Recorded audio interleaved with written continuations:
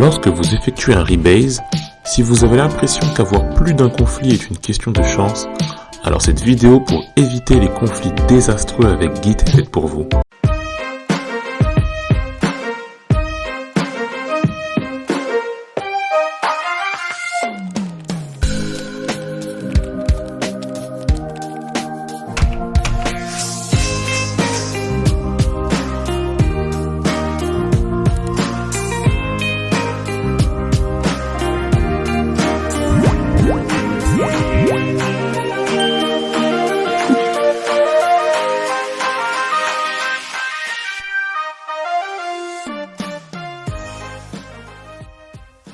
Pour simuler un conflit, on va simplement se mettre en condition réelle de travail en équipe lorsque deux branches modifient le même fichier.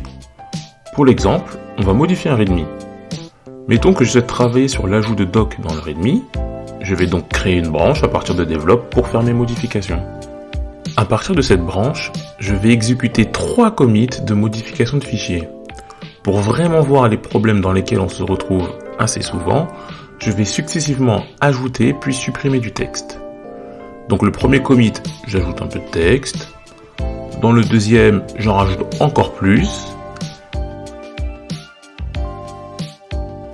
Et donc pour simuler un refacto par exemple, je vais supprimer du texte dans le troisième commit.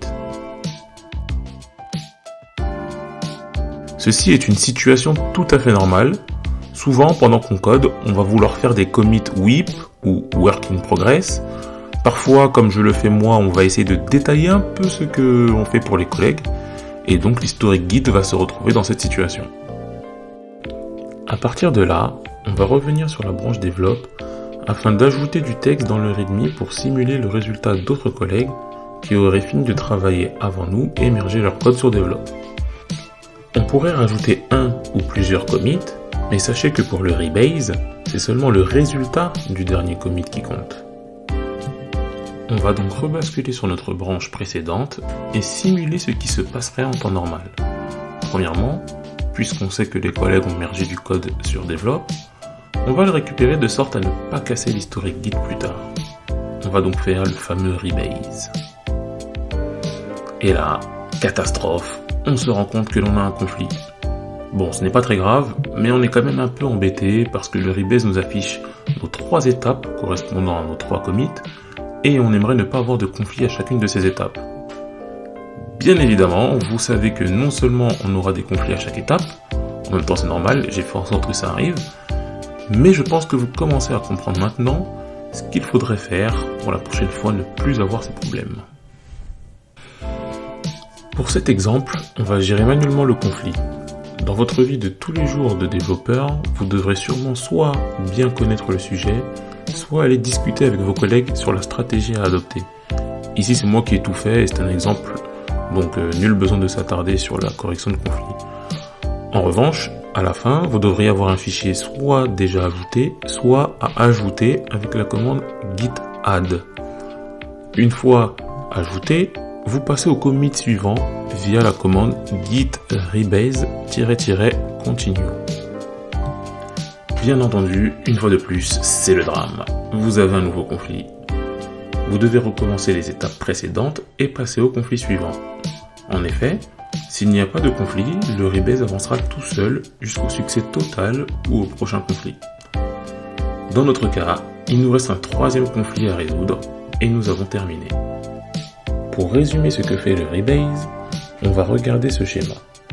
Lorsque l'on exécute la commande rebase develop, Git va essayer de réécrire l'histoire des commits de notre branche à partir du résultat de la branche develop. Pour réécrire l'histoire, il va rejouer les commits un à un comme si on était parti du dernier commit develop. Si tout se passe bien, tant mieux, sinon on doit régler les conflits et les appliquer comme si on faisait des commits normaux sur notre branche. Afin d'éviter d'avoir tous ces problèmes de conflit, mon conseil est d'avoir un seul commit sur vos branches. Vous devez créer des branches avec un unique but, qu'il soit fonctionnel ou technique. Ceci afin de pouvoir retrouver dans l'historique comment a été réalisée cette tâche, technique ou fonctionnelle. Personne n'a besoin de savoir si vous l'avez fait en 1 ou 10 étapes, ni de savoir que vous avez renommé ces 10 variables ou changé ces 3 fichiers. on a simplement besoin de savoir en globalité comment réaliser la tâche. Ainsi, un seul commit, c'est plus clair. Voici mon astuce numéro 1 que vous pouvez utiliser si vous avez besoin de committer plusieurs fois, parce que vous voulez rajouter des choses ou en supprimer, ou renommer une variable après un commentaire d'une merge request ou pull request. Commencez par vous abonner à cette chaîne afin de recevoir d'autres conseils tout aussi intéressants que celui-là. On se remet sur la branche Develop comme avant les commits. On recrée notre branche qui sera en conflit et qui ne contient qu'un seul but. Comme vous avez pu le voir, on fait notre première modification et notre premier commit de façon tout à fait classique. C'est maintenant que tout va changer. Supposons que nous avons besoin d'un deuxième commit car nous avons oublié d'ajouter quelque chose au README. À ce moment, au lieu de faire un commit normal, on va réaliser un commit --amend. Cette commande va réécrire l'histoire du précédent commit en ajoutant les nouveautés. À cette étape, il est possible de modifier le message du commit s'il n'était pas très clair. Cette étape peut être exécutée à l'infini. Ainsi, imaginons que nous avons besoin d'un troisième commit pour refactorer des remarques d'une merge request. Il suffit de réexécuter la même commande. Maintenant, si on devait refaire un rebase avec une branche develop qui aurait été modifiée par des collègues, en exécutant la commande git rebase continue, on pourrait voir que nous n'avons plus qu'un seul commit sur notre branche, déclenchant donc un seul conflit à régler. On peut donc régler le conflit comme précédemment et un seul appel à la commande git rebase-continue nous permet de terminer les conflits. En exécutant la commande gitlog, on peut voir que nous avons bien un seul commit de différent avec la branche develop. Le schéma suivant permet de résumer l'idée du commit amend. Normalement, vous devriez avoir à peu près compris. Si vous avez aimé cette astuce numéro 1, vous pouvez d'ores et déjà cliquer sur le bouton j'aime et ajouter un commentaire si vous avez besoin d'informations supplémentaires ou me faire un retour constructif sur cette astuce numéro 1. Mais alors, que faire si tu as déjà fait les commits et que tu aimerais en avoir qu'un seul? Puisqu'on peut réécrire l'historique Git, on va faire ce qu'on appelle un squash commit. C'est une commande qui permet de réunir tous les commits en un seul.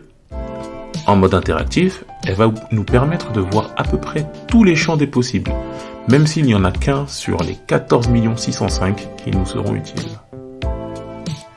On commence par effectuer un git log afin de connaître le nombre de commits que l'on aimerait fusionner ou modifier. Ici, on peut voir qu'il y a bien 3 commits de différence avec la master. On exécute alors la commande git rebase-i add ~3. Votre éditeur de texte configuré va alors s'ouvrir avec la liste de vos 3 derniers commits sous forme d'un tableau, puis une légende des options à votre disposition. Les colonnes du tableau que vous visualisez sont dans l'ordre. Les options qui seront appliquées à chaque commit une fois le rebase i terminé, l'identifiant hash du commit et le message du commit. Les options qui vont nous intéresser principalement ici sont pick, lorsque vous voulez laisser le commit tel quel, reword, si vous voulez changer le message du commit, et je vous conseille de privilégier le fix-up au squash pour ne pas garder des messages de commit trop verbeux. On va commencer par reword le premier commit pour avoir un résumé de ce qui s'est passé globalement dans la branche, puis on va fix-up tous les autres afin de garder le contenu des commits, mais enlever les messages de commit. Le premier commit est bien le premier que vous avez fait dans votre historique Git. Pour nous, c'est facile de se rappeler puisque j'ai séparé les commits par step, mais d'ordre général, c'est pas si facile de savoir lequel est le premier à travers tous les whips que l'on va créer. Donc si vous avez un doute, n'hésitez pas à revenir sur cette vidéo. Après avoir sauvegardé puis fermé l'éditeur de texte, puisque l'on a sélectionné l'option Reword, il va nous demander de choisir un nouveau nom de commit. On sauvegarde à nouveau, puis on ferme, et le tour est joué. En réexécutant un git log, on voit bien qu'il ne reste plus qu'un seul commit avec le commentaire modifié. Attention, le plus important reste à venir. N'oubliez pas de cliquer sur j'aime si vous avez aimé la deuxième astuce et de vous abonner si vous en voulez d'autres. Puisque l'on vient de réécrire l'historique Git lors de toutes ces astuces, Alors pour pousser la branche distante, il faut faire un git push-f pour dire force push. Cela signifie qu'on force la branche distante à être comme la branche locale. Soyez donc sûr d'être le seul à travailler sur cette branche car tous vos collègues en seront impactés. Cette vidéo est maintenant terminée, on se retrouve avec OnePushman dans la section commentaires si besoin.